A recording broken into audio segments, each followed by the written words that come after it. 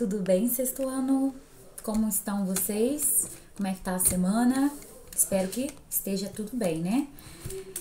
Vou passar aqui agora a correção do exercício da primeira atividade do capítulo 4 sobre diversão em quadrinhos.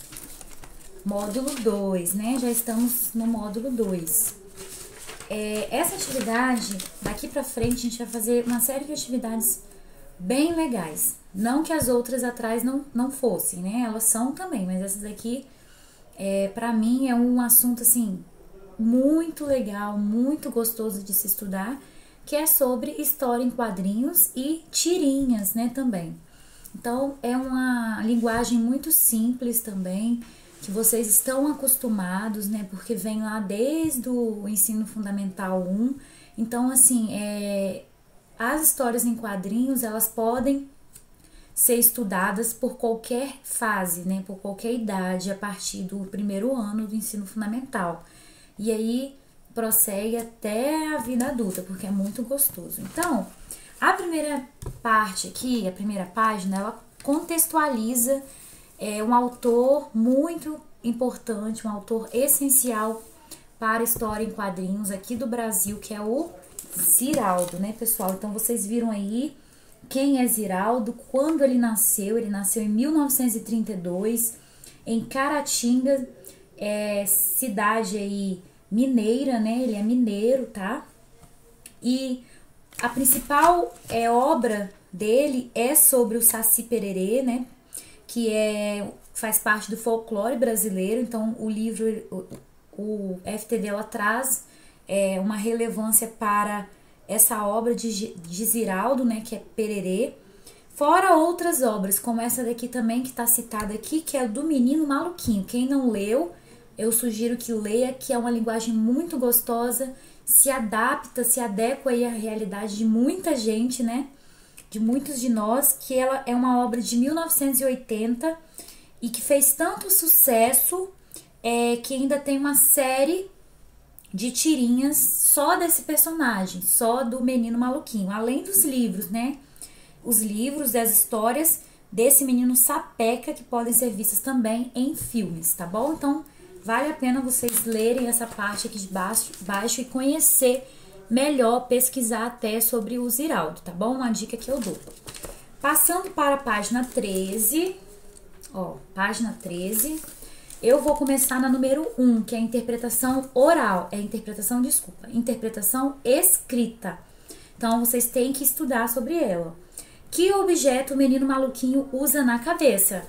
Que objeto, galera? A panela. Essa todo mundo sabe, né? Quem já leu, já conhece um pouquinho da história, quem já assistiu algum filme, alguma tirinha, já viu, já alguma série, então é a panela.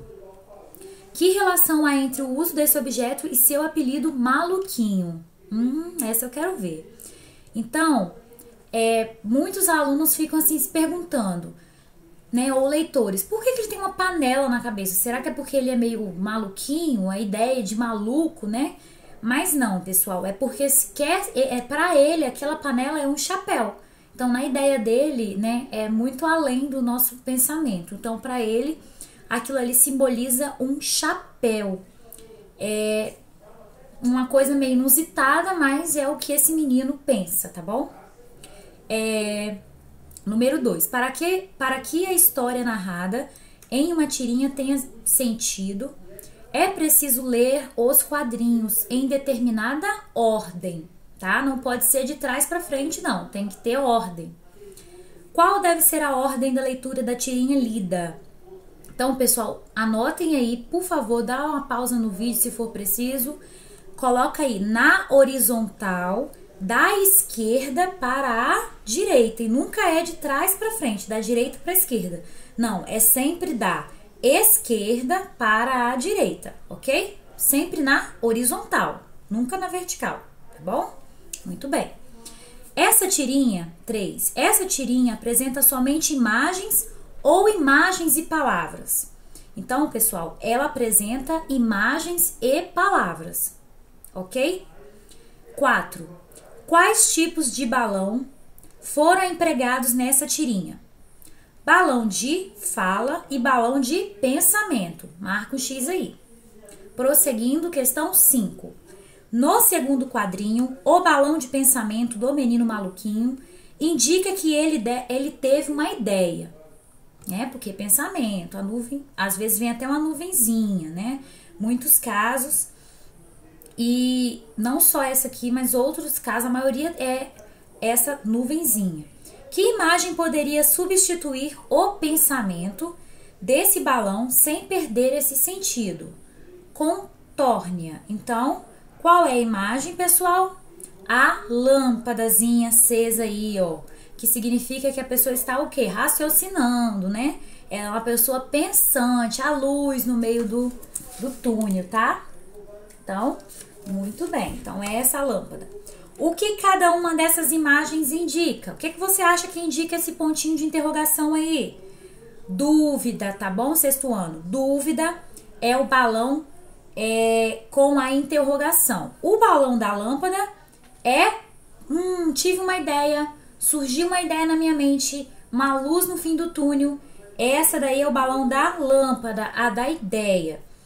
E o balão da música, né, que é esse símbolo musical, para quem não conhece, é um símbolo musical, para quem a maioria acredito que conheça, é o balão de nota musical, ou cantando também, assoviando, muitas das vezes também tem essa musiquinha, ok? Então, prosseguindo para a página 14,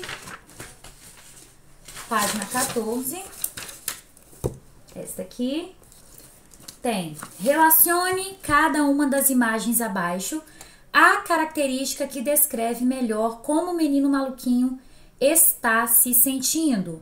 Então, nós temos o primeiro quadrinho aí, que é da letra A, que está escrito, não existe o verbo acreditar, não existe a palavra inacreditável. B, por que não existe o verbo inacreditar? C, inacredito. Pois é, 3 formas diferentes de expressar a mesma palavra. Então, na A, não existe o verbo acreditar, não existe a palavra inacreditável. Ele tá o quê? Expressando dúvida, ele está perguntando, né? Ele está pensativo. Então, aqui indica aí, até porque tem o balãozinho saindo aí como se fosse bugando, né, as nuvenzinhas. A alternativa A se encaixa em pensativo. Então, você vai marcar nesse cantinho aqui, você vai colocar pensativo, o A, tá bom? Muito bem. Prosseguindo. Por que não existe o verbo inacreditar? Esse aí será que é... Por que não existe o verbo inacreditar? Ele também está fazendo uma dúvida, ele está em dúvida, mas aqui ele está fazendo uma pergunta.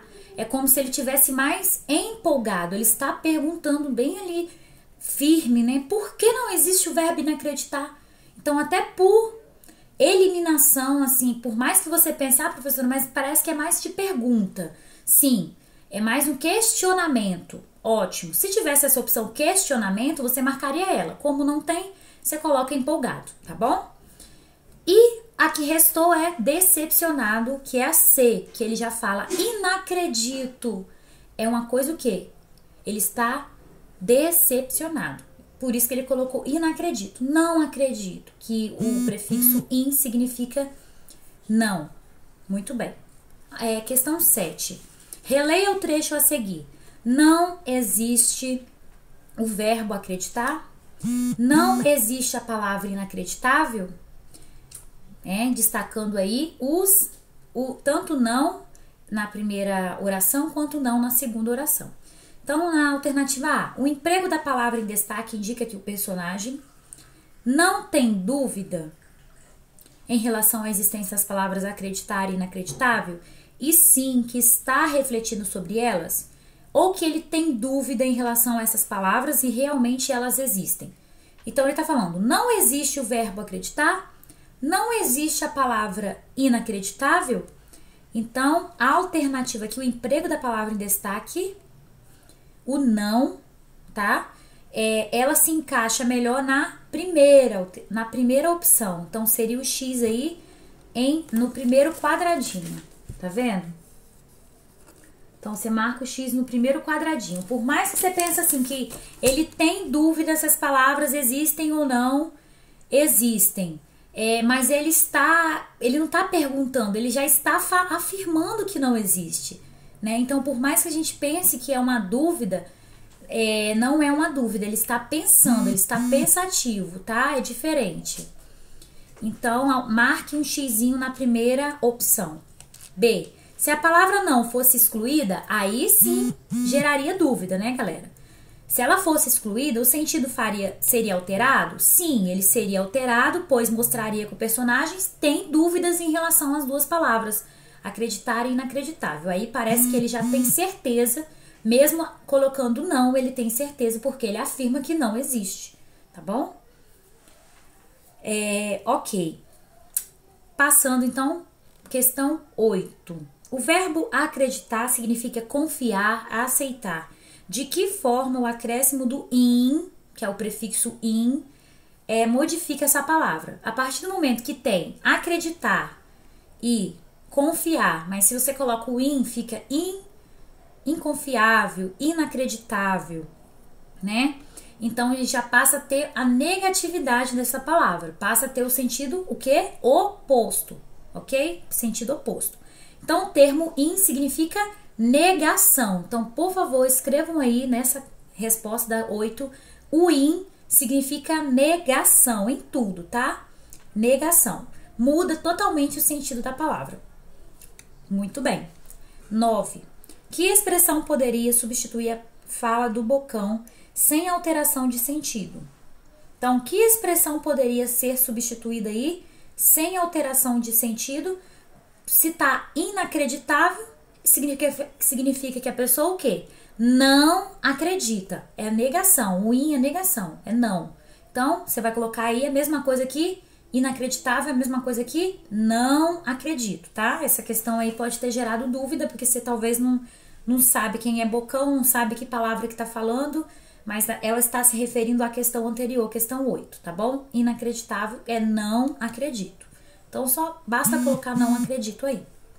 10. Assinale as alternativas com as palavras que admitem o acréscimo do termo in. Então, você vai colocar aí, vai marcar um xizinho somente nas palavras que tem um in, que pode ter um in na frente, que não vai mudar, que vai... o sentido não fica estranho, tem um sentido a palavra, é claro, com ou sem o in o sentido muda, né? Mas, no caso, aceita-se um prefixo in, né, antes aí do radical da palavra. Então, quais que pode ter o in? Infelicidade existe? Existe, então marca um X porque tem in aí. Inlealdade existe? Não existe, fica até feio, né, de ouvir, cacofônico. Não existe, então você não marca essa daí. Inobrigado? Também não. Indiferença? Sim, marca um X. Inquieto? Sim, que a pessoa não quieta. Insubstituível, existe que é a pessoa que é não substituível. Fácil, né? Então, vamos aí para a última página, a página 15. Página 15. 11. Com que função os pontos de interrogação, de exclamação e as reticências foram empregadas no balão de pensamento ao lado? Que é esse balãozinho aqui, ó, pessoal, estão vendo? Não existe o verbo acreditar, não existe a palavra inacreditável. Então, pois é, vocês percebam que esse menino é um menino tão inteligente que ele faz pergunta o tempo todo, né? Indagações para ele mesmo. Então, os pontos de interrogação e de exclamação, esses que são usados ao mesmo tempo, indicam que além de expressar uma interrogação, uma dúvida, a frase demonstra também surpresa, tá bom? Então, podem colocar essa mesma interpretação ou a que vocês tiverem, caso vocês tenham dúvida, podem entrar em contato comigo, tá? Então, elas indicam surpresa também, além da dúvida dele. Já as reticências indicam que há uma continuação de pensamento. Isso aí eu acho que a maioria entendeu, né? Que será apresentado no quadrinho seguinte, ok? Muito bem. 12. Assinale a alternativa que apresenta o objetivo principal de uma tirinha. Então, aí vocês têm que colocar qual a principal função da tirinha. Lembrando que na parte, ó, daqui, da parte inferior do livro, a última, na página 15, fala o que é tirinha. Tirinha é formada por uma sequência de quadros de que contam história. Ela pode apresentar somente imagens ou imagens e texto escrito, geralmente em balões, e pode ser publicada em livros, gibis, jornais, revistas, blogs de internet. Então, a alternativa que melhor encaixa é a segunda, tá? Entender e divertir o leitor por meio de uma sequência de quadros que podem apresentar somente imagens ou imagens e texto escrito. 13. Em qual quadrinho dessa tirinha é possível identificar a marca de humor, né? Em qual quadrinho? No último quadrinho, tá bom, pessoal? No último quadrinho. 14. Qual é o público-alvo dessa tirinha? Eu acho que público-alvo, assim, é muito relativo, né? Tem gente que é adulto que gosta de ler Menino Maluquinho. Eu, por exemplo, adoro. Então, público em geral eu colocaria, tá? 15. Onde a tirinha lida foi publicada originalmente? Ela foi publicada O Menino Maluquinho, As Melhores Tiras 1. Então, foi publicada no livro do Menino Maluquinho. Onde mais podemos encontrar tirinhas? Como tá falando aí embaixo, gibis, revistas, blogs de internet, muito mais, tá? Então, por hoje é isso, tá? Pessoal, nesse primeiro momento, daqui a pouco eu mando um vídeo sobre explicando o que é linguagem verbal, linguagem não verbal e linguagem mista, que está na página 18. Tá bom? Até a próxima. Um abraço.